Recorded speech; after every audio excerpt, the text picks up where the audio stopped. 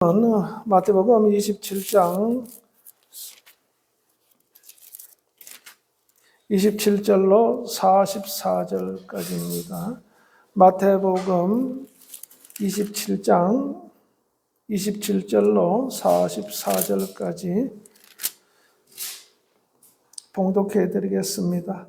이에 총독의 군병들이 예수를 데리고 관정 안으로 들어가서 온 군대를 그에게로 모으고 그의 옷을 벗기고 홍포를 입히며 가시관을 엮어 그 머리에 씌우고 갈대를 그 오른손에 들리고 그 앞에서 무릎을 꿇고 희롱하여 이르되 유대인의 왕이여 평안할지어다 하며 그에게 침뱉고 갈대를 빼앗아 그의 머리를 치더라.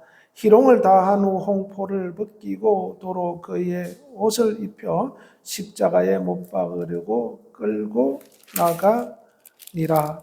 아멘. 여기까지만 읽겠습니다. 할렐루야. 예수님이 우리의 죄를 사하기 위해서, 사해 주시기 위해서 어떠한 과정을 거쳤는가라는 것이 오늘 본문 말씀을 통해서 잘 나와 있습니다. 우리 인간은 죄 때문에 사망에 이르게 되었고 그 죄값을 반드시 받게 되어 있습니다. 그런데 여기서 해결돼서 자유를 누릴 수 있는 방법은 오직 하나님만이 하실 수 있다. 그래서 우리가 할 수 있는 것이 아무것도 없기 때문에 하나님의 은혜다라고 이렇게 표현하고 있습니다. 그래서 예수님께서 이 땅에 오셨을 때 말씀이 육신이 되어 우리 가운데 오셨다 이렇게 말씀하고 있습니다. 그런데 그의 영광을 보니 은혜 위에 은혜로라. 아버지의 영광이 그에게 보이는데 은혜 위에 은혜가 충만하더라 이렇게 말씀하고 있습니다. 오직 그분은 은혜를 주시기 위해서 오신 분이다. 즉 우리의 죄를 사해 주시기 위해서 오신 분이다 이 말입니다. 그래서 우리는 예수님이 이 땅에 오시지 않았다면 은혜를 받을 수가 없고 또 그렇기 때문에 죄 사함을 받을 수가 없습니다. 그러면 결국은 형벌을 받아서 지옥을 가야 되는 그런 상황에 놓여 있는 것이 바로 인간인 것입니다. 그래서 이러한 인간에게 솟아날 구멍도 없고 살아날 구멍도 없는 이런 전혀 희망이 없는 인간에게 하나님께서 아들을 보내주셔서 그는 본래 아버지 품속에 계신 분이라 그랬습니다. 아버지 품속에 계시는데 이 땅에 사람의 모양으로 사람의 모습으로 종의 형체를 가져 사람의 모양으로 이 땅에 오셨습니다. 그 말은 우리에게 은혜를 베풀기 위해서 우리를 위해서 죽으시기 위해서. 그런데 은혜를 베푸는 그 과정이 어떻게 되냐면 바로 오늘 본문에 있는 것처럼 이렇게 고난을 받아야 됩니다. 이사야서 우리가 교동문에서 읽어본 것처럼 이사야서 그 53장에 있는 말씀입니다. 그가 하나님 앞에 자라나기를 연한 순 같고 굉장히 볼 때 나약하게 이 땅에 오셨다는 것입니다. 풍채도 없고 흠모할 만한 것이 없다. 그러니까 봤을 때 저 사람이 뭐 우리 구원할 만하겠어 이런 수준이다 이 말입니다. 저 사람이 무슨 우리를 뭐 구원자가 될 수 있겠어. 사람들이 그렇게 멸시를 하고 그래서 그렇게 멸시를 하고 천대를 하고 학대를 했는데 그분이 우리의 메시아다라는 것. 이것은 놀라운 일입니다. 이스라엘 백성들이 그래서 그것에 대해서 깜짝 놀라는 거예요. 사람들이 볼 때는 아무런 어떻게 하나님이 보내신 자일까? 어떻게 하나님께서 이런 자를 보내셔서 우리를 구원하실까라고 할 정도로 굉장히 낮춰볼 수밖에 없는 그런 상황으로 오신 분이 바로 예수 그리스도다라는 겁니다. 흠모할 만한 것이 없어요. 이 사람들이 연예인들이나 뭐 이런 정치적으로 이렇게 좀 난 사람들을 보면은 좀 잘생겼다. 말 잘한다. 존경스럽다. 이런 것들이 우러나오니까 이 사람은 우리나라의 지도자로 채웠으면 좋겠다. 또 어떤 사람은 야, 그러니까 연예인 하지. 그런데 예수님은 그런 모습이 전혀 없다 이 말입니다. 흠모할 만한 것이 전혀 없다. 그런데 그가 오셔서 멸시를 받고 고통을 당하고 또 채찍에 맞음을 당하고 이런 온갖 고난을 겪어서 결국은 어떻게 하는가? 십자가에 못 박혀 죽으시는 겁니다. 그런데 사람들은 뭐라 그런다 그럽니까? 에이, 제가 얼마나 못났으면, 얼마나 하나님 앞에 죄를 지었으면 저렇게 고통을 당하는가? 사람들은 그렇게 생각하는 겁니다. 전혀 예수님에 향하여서 메시아라는 것에 대해서 전혀 인정할 수 없는 그런 상황이 된 겁니다. 그래서 사람들은 다 양 같아가지고 자기 길로 다 떠나버립니다. 실제로 예수님께서 오셔서 이 예언의 말씀이 그대로 이루어집니다. 예수님께서 제사장들에게 잡혀갔을 때도 심지어 그렇게 가까이 붙어서 따라다니던 베드로조차도 예수님을 3번씩이나 부인하는 사건이 일어나게 됩니다. 가까이 있는 사람들조차. 그러니까 멀리 있는 사람들은 더 말할 것도 없습니다. 사람들이 조롱을 합니다. 가시면류관을 씌워주고 갈대를 꺾어서 치고 침을 뱉고 발길질을 하고 왜 그가 그렇게 하셨는가? 그냥 어느 날 나타나가지고 내가 너희 죄를 사한다 그냥 뿅 하고 나타나서 그냥 딱 십자가에 달려 죽은 그런 가정이 아니라 온갖 질고와 간고를 다 겪었다. 그러니까 인간이 겪을 수 있는 최고의 고통을 다 당한 겁니다. 하나님의 아들이 하나님이 그 일을 당하고 그 다음에 마지막에 어떻게 합니까? 십자가에 못 박혀 죽으시는 겁니다. 그런데 이것이 왜 그렇게 하는가? 바로 이사야서 53장 5절에 보면은 그가 찔림은 우리의 허물 때문이요 이렇게 말씀하고 있죠. 그가 찔림은 우리의 허물이다. 왜 찔렸는가? 우리의 허물. 그가 왜 상했는가? 우리의 죄악 때문이다 라고 이렇게 말씀하고 있습니다. 그래서 찔리고 상하고 이런 고통을 겪고 그래서 질고가 뭔지 고통이 뭔지 그것을 체험하신 분이다 이 말입니다. 그냥 뿅 나타나거나 너희들 죄에서 나 죽는다고 시작을 딱 달려 죽는 것이 아니라 이런 질고 우리 인간들이 겪는 고통의 그 질고 간고 이런 것들을 다 몸소 담당하셔서 그 다음에 마지막에 십자가에 못 박혀 죽으신 겁니다. 그래서 우리 인간에게 들어온 모든 저주, 육체가 감당해야 될 모든 저주를 감당하셨고 허물이죠. 그죠? 또 죄악 이런 것들을 다 담당하시고 마지막에 십자가에 죽으심으로 그것을 완성하신 겁니다. 그래서 요한복음 19장 30절에도 다 이루었다라고 하시면서 운명을 하시게 되는 것을 우리가 볼 수 있습니다. 그런데 그분은 우리가 사람이 고통당하면은 입을 열게 돼 있죠. 그죠? 옛날에 과거에 독재 정권 시대에는 뭐 지금도 막 그런 나라가 있을 수도 있는데 독재 정권 시대에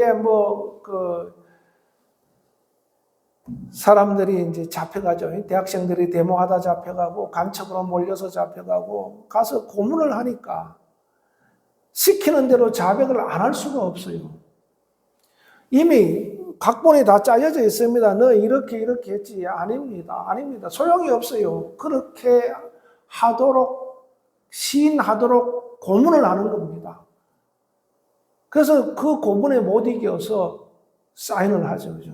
근데 그거에 의해서 어떤 사람은 사형을 당하기도 하고 어떤 사람은 뭐 징역 10년, 15년 이렇게 받기도 합니다. 왜 자기가 한 일 아닌데 고문 때문에 그렇게 하는 겁니다. 그런데 예수님은 아무 말씀 안 하셨다는 거예요. 변명 한마디 안 하셨다. 털 깎는 양같이 가만히 입 다물고 계셨다는 겁니다. 그 사람들이 조롱하고 침뱉고 제사장들이 막 신문을 하고 빌라도 법정 안에서 막 빌라도에 의해서 재판을 받는데도 불구하고 아니야.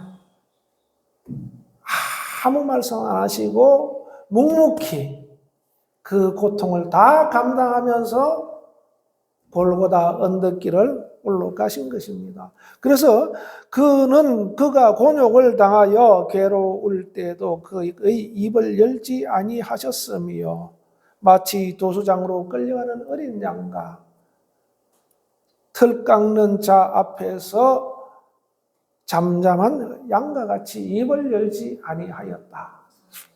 그러니까 그것을 감당하기 위해서. 그런데 예수님께서 이걸 감당하기 위해서 얼마나 기도하셨습니까?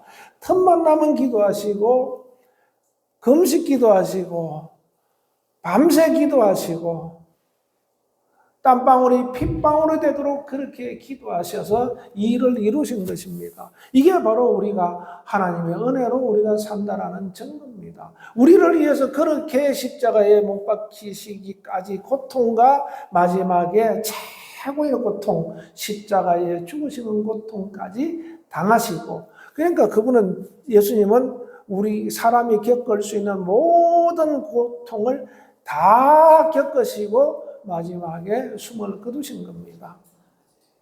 그래서 하나님의 은혜라는 거예요. 주님의 그런 은혜로 말미암아 우리가 구원을 받게 되었다라는 겁니다.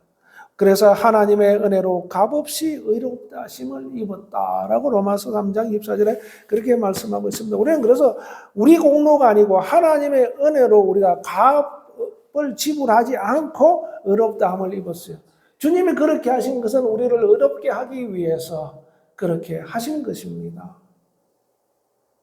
아멘. 그래서 이 고난주간을 보내면서 하나님께서 우리를 얼마나 사랑하셨는가, 예수님께서 받은 고난이 얼마나 큰 고난인가, 이것을 우리가 묵상하면서 하나님의 은혜로 사는 것이다라는 것을 우리가 늘 생각해야 되는 겁니다. 그래서 사도 바울은 그 은혜를 알기 때문에 나의 나 된 것은 내가 아니요 내 안에 계신 그리스도께서 사신 것이고 나는 그리스도의 은혜로 사는 자다, 이렇게 고백하고 있으면서 온갖 고난과 고통과 힘든 과정이 와도 그것을 참고 감당할 수 있던 것은 바로 하나님의 은혜를 알기 때문에 그래요. 그죠? 우리가 신앙생활하다 포기하지 않는 것은 하나님의 은혜를 경험할 때 포기하지 않게 되는 겁니다. 사람들은 이게 그 속성이 있어요. 속성이. 이게 이제 마귀의 속성이죠. 그죠? 조금만 가면 그냥 은혜를 잊어버려요. 은혜를 원수로 갚는단 말이 있습니다. 사람들은 조금만 잘못하면 은혜를 잊어버리고 심지어 원수로 갚아버리는 경향들이 있습니다. 그런데 우리는 하나님의 은혜를 아는 자들은 절대 그렇게 하지 않는다. 아멘. 하나님의 은혜를 아는 사람들은 절대 하나님의 은혜를 잊어버리지 않고 사람에 대해서도 은혜를 잃어버리지 않는다는 겁니다. 그래서 우리는 은혜로 구원받은 자다. 이것을 우리가 한시도 잊어버리면 안 됩니다.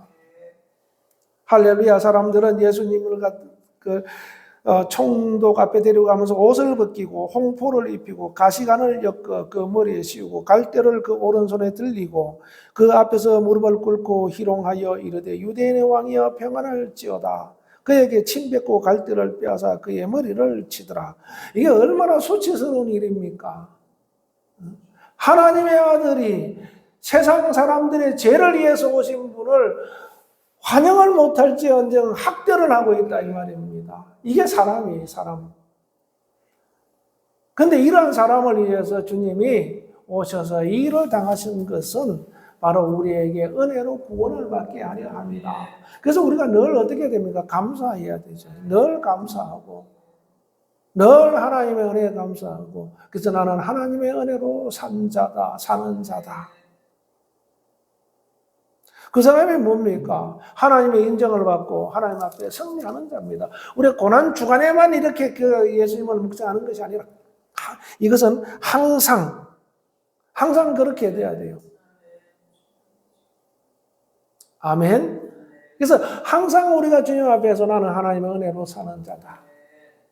그 고백이 내가 꼭 말로 해서가 아니라 그것이 그냥 내 삶 속에, 내 심령 속에 항상 녹아나 있어야 됩니다. 그렇게 녹아나 있으면 어떻게 합니까? 말로 말을 해도 하나님의 은혜의 말을 하게 되고 내가 생각을 해도 하나님의 은혜의 생각을 하게 됩니다. 그런 사람들이 세상에 나가서 어떻게 됩니까? 하나님의 은혜를 끼치는 자가 되는 겁니다. 우리는 바깥에 나가서 의식적으로 예수 믿으세요, 예수 믿고 구원받으시오라고 이렇게 하는데 내 삶은 내 생각, 그러니까 우리의 삶이 그것하고 상반된 생활을 한다면은 우리 속에 하나님의 은혜가 없는 거예요. 가식적이죠. 하나님의 생명이 우리에게 뭐 있다 할지라도 아주 희미하다 이 말입니다. 그렇게 되면은 그것이 가식적으로 나올 수 있어요. 그런데 진짜 그것이 진실하게 나오는 사람들은 이 안에 하나님의 은혜가 심령 속에 항상 머물러 있고, 그래서 생각도 하나님의 은혜대로 생각하고 말도 하나님의 은혜대로 말을 하는 겁니다. 그래서 그 사람을 만나는 사람은 어떻게 됩니까? 하나님의 은혜를 받게 되니까 사람이 바뀌게 되어 있어요. 그죠?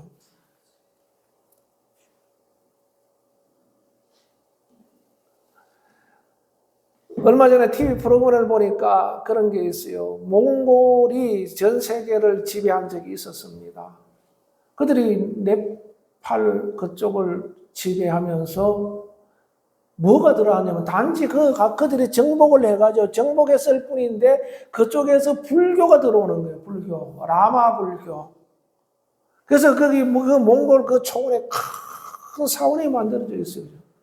단지 그들은 가서 정복했을 뿐인데 정복한 그것에 의해서 그 불교라는 것이 들어온다 이 말입니다. 이처럼 그걸 말하는 것이 아니라 내게 하나님의 은혜가 있고 하나님의 생명이 있으면 나와 접촉만 해도 그 사람의 뭐가 가는가? 하나님의 은혜가 간다 이 말입니다. 심지어 불교 같은 그런 종교도 가는데 하나님의 살아계신 하나님의 은혜가 어떻게 안 가겠느냐 이 말입니다. 그래서 나를 만나는 사람들, 나와 관계하는 사람들, 나와 접촉하는 사람들, 이런 사람들에게 그 사회에 그 울타리 안에 있는 사람들에게 그것이 그냥 흘러가게 되어 있는 겁니다. 그래서 복음은 그렇게 전해지는 거예요. 물론 심지어 복음 전 것 때문에 목숨을 거는 사람들도 있어요.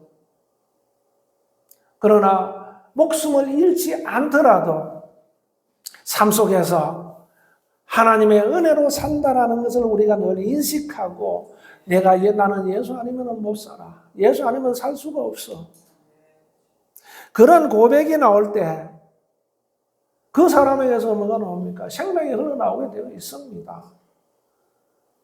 아멘. 그래서 예수님은 나는 너희를 위해서 죽어야 된다. 너희를 위해서 죽어야 된다. 서기관들과 제사장들에게 고난을 받고 마지막에 죽어야 하리라. 그런데 3일 만에 다시 살아날 것이다라고 계속해서 제자들에게 말씀했습니다. 그런데 제자들은 그게 무슨 말인지 알 수가 없어요. 왜?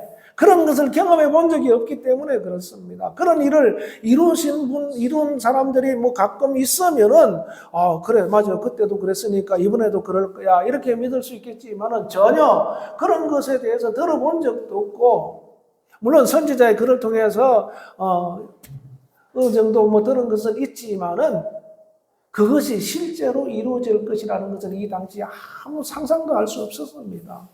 그러니까 베드로는 예수님이 내가 죽어야 한다 그러니까 선생님 죽지 마세요.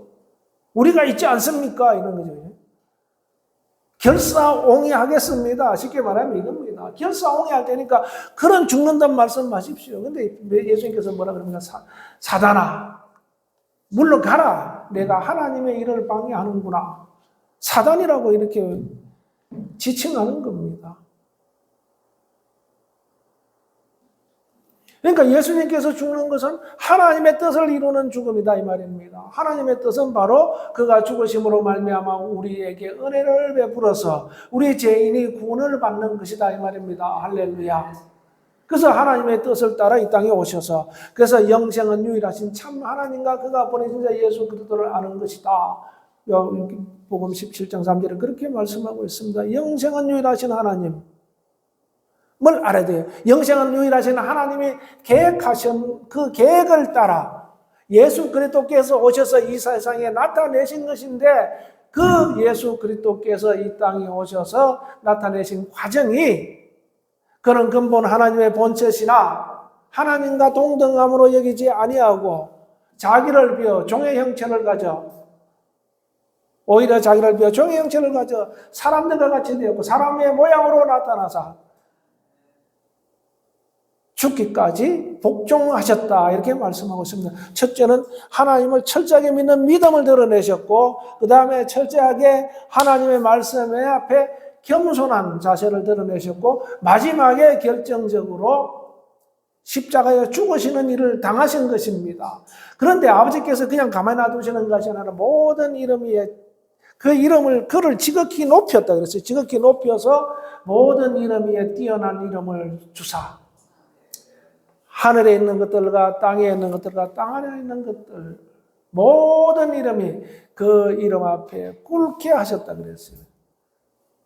그리고 입으로 예수 그리스도를 주라 주님이시다. 이분이 우리 주님이시다 라고 이렇게 시인하게 하셨다 이 말입니다. 그렇게 해서 아버지께 영광을 돌렸다. 그러니까 주님은 철저하게 오셔서 그가 하신 일은 아버지께 영광 돌리는 이런 겁니다. 그러니까 아버지께 영광 돌리는 것은 아버지의 계획을 이루는 일에 참여하는 거죠. 그렇게 함으로 아버지께 영광을 돌리니까 그것으로 말미암아 우리는 구원을 받게 된다. 그러니까 채찍에 맞으시고 고난받으시고 침뱉음을 당하시고 갈대로 머리를 침을 당하시고 요즘 애들도 보세요. 머리 막대기 하는 것 같은 머리에 툭툭 쳐봐요. 왜 때려요? 그러면서 항의합니다. 기분이 나빠요. 왜 머리를 건드는 왜 머리 건드냐 이 말이죠. 꽃 가지고도 예를 들면 머리 툭툭 쳐봐요. 기분 나빠하지. 그런데 하나님 아들 예수 그리스도를 갈대를 가지고 머리를 치는 겁니다. 갈대에 무슨 힘이 있어요. 그런데 그거 가지고도 머리를 친다. 그러니까 예수님을 모독하는 겁니다. 이거. 그 사람들은 아유 제가 무슨 하나님 앞에 저렇게 잘못을 지어서 저렇게 징계를 받는가? 에이, 왜 저렇게 고통을 받는 거야? 이런 식입니다. 무슨 죄를 지었길래? 무슨 죄기는 무슨 죄? 우리가 지은 죄 때문이죠. 그죠? 우리가 지은 죄 때문이라는 것을 알지 못하는 겁니다. 그래서 각각 사람들이 다 그냥 제 길로 다 뿔뿔이 흩어져 버리고 아무도 그들도 보지 않아요. 그런데 다시 예수님께서 부활하시는 것, 그때는 상황이 달라지는 겁니다. 예수님을 부인했던 베드로도 회개하고 돌아오고 뿔뿔이 다 흩어졌던 제자들도 다 돌아와서 주님의 가르침을 받고 주님 오실 것을 기다리며 다락방에서 기도하기 시작한 겁니다. 은혜를 받은 사람들은 은혜로 살아야 되는데 그러기 위해서 어떻게 됩니까? 철저히 예수님을 믿어야 되죠. 그죠? 예수님이 우리를 위해서 하신 일을 믿고 그 다음에 순종하고 아버지의 뜻을 하나님의 뜻을 이루려고 하는 그런 순종 그것이 있어야 됩니다. 그게 하나님의 은혜 가운데 살아가는 자입니다. 나는 착하게 사니까 하나님의 은혜 가운데 사는 자예요. 아닙니다. 착한 사람은 세상에서도 많아요. 그죠? 세상에서도 착한 사람은 많지만은 하나님의 뜻을 이룰 자는 많지 않다. 하나님께 영광을 돌릴 사람들은 많지 않다는 겁니다. 하나님의 은혜로 사는 자는 많지 않은 겁니다. 즉 하나님의 은혜에 보답하는 자는 많지 않은 겁니다. 누가 하는 겁니까? 우리가 하는 거예요. 우리가 하나님의 은혜로 살고 우리가 하나님의 은혜에 보답하며 살고 우리가 하나님을 영화롭게 하는 삶을 살고 우리가 하나님의 말씀에 순종하며 사는 삶을 사는 겁니다. 확연히 구분되어 있어요. 주님이 그걸 구분 못해서 우리를 갖다가 소홀하게 취급하고 절대 그렇지 않습니다. 분명하게 드러나게 되어 있다. 우리가 참 하나님의 은혜로 사는 것이 얼마나 값지고 감사한 것인가. 이걸 우리가 알고 이 고난주간을 통해서 내가 주님의 은혜로 사는 자다. 그래서 내가 하나님의 말씀에 순종하고 그래서 하나님의 은혜에 보답하고 그렇게 해서 하나님께 영광 돌리는 삶을 살아야 된다. 그러한 자들을 하나님께서 예수님을 이렇게 모든 이름 위에 뛰어난 이름을 주신 것처럼 우리도 하나님께서 높여 주신다 이 말입니다. 아멘. 우리가 스스로 높임을 받으려고 예수님의 제자리 선생님 하나는 우편에 앉아주시고 하나는 좌편에 앉아주세요. 그러니까 예수님께서 그것은 내가 결정하는 것이 아니고 너희가 가장 낮은 위치에서 섬기는 자가 되면 그 자리가 네 자리다 이렇게 말씀하고 있어요. 이것은 결국 하나님의 은혜를 아는 자로서 하나님의 은혜를 드러내는 자가 그렇게 할 수 있는 겁니다. 아멘.